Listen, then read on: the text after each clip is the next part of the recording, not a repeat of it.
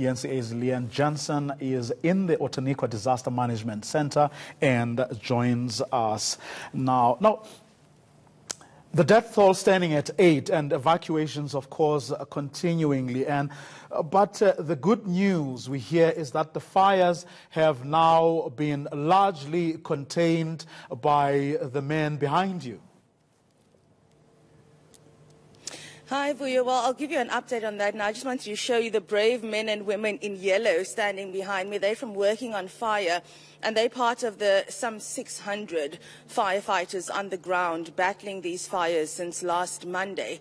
As it stands, let me just give you an update. 7 passes have now been managed. That includes Sarsveld, Witfontein and Gilhout-Boom. But then there are still sporadic flare-ups at Fernridge and Glenbarry, and apparently the Knoll area is still very active. Farmers at De Vlucht are also preparing for evacuation. So while some areas have been managed, the fire is still raging in other areas. The wind has been extremely strong, in some cases unbearable here today. We've been in Knysna, or just outside Knysna, and now in George as well. We're still seeing plumes of smoke billowing from the mountains, the Outeniqua mountain range as well. I am, though, also joined by local government MEC Anton Bredal to give us an update on the situation. MEC, thank you so much for joining us.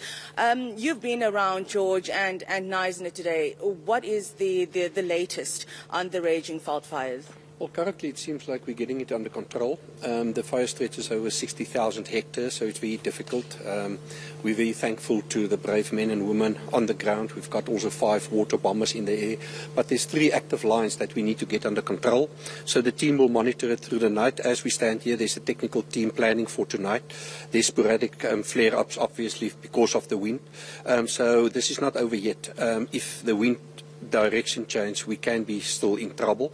Our main purpose is to save lives, so we've evacuated around about 300 people in smaller settlements.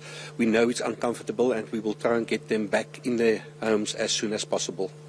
Now, the death toll, we understand, is at 8, and they all belong to one family, the Olo family in just outside Knysna. Is that what the death toll tally is at the moment? Currently, yes, and we're very sad. Our prayers and thoughts will go with the family. We will also send social services to support the family because it's a tragedy. We don't want to lose any lives. Our main purpose is to protect our people and to protect the personnel. Now, other than the wind, what are some of the challenges that the firefighters are facing at the moment?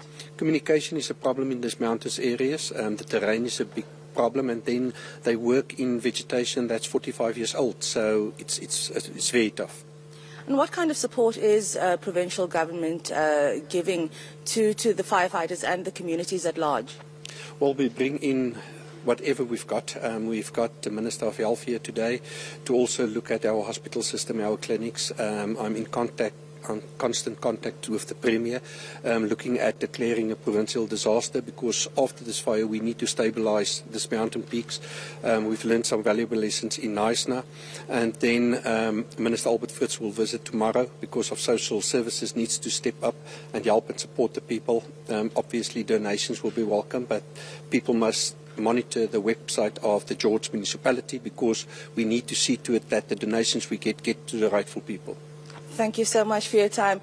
Vuyo, if we can just speak donations, the George municipality has asked that people drop off any donations at the Mitchell Street Firebase, and those supplies include things like lip ice, chocolate, energy drinks, small bottles of water, not the 5-litre bottles, and wet wipes as well that the firefighters could use, and then obviously also perishable and non-perishable food for those people who have been evacuated from their homes, as well as the firefighters who are still braving the fire.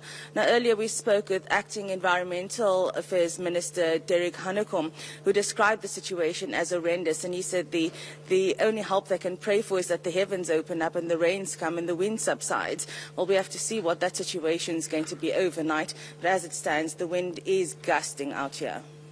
Well, I mean, from what Louis was telling us a little earlier, Leigh-Anne, the winds are to ease off overnight, and if that happens, that'll be good news indeed. But he was also saying that the rain that was expected, the probability there is still very low. He is not expecting anything significant. But here's what I want to ask you. In both towns, Knysna and George, that is, community centers have, as we know, been made available for people. But are the centers themselves able to cope with the numbers of people that need accommodation?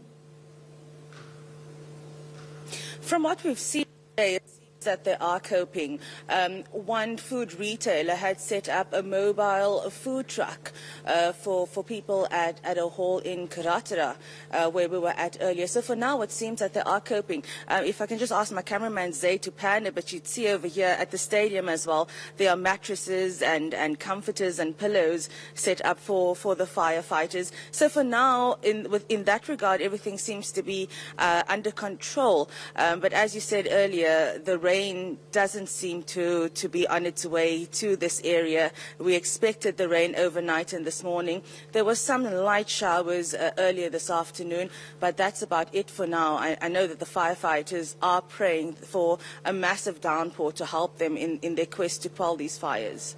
Leigh-Anne Jansen, let's leave it there for now. She is, of course, tracking that particular story for us. And behind her, the brave men and women who are risking life and limb to try and rescue whatever they can, and, of course, to prevent further losses of life.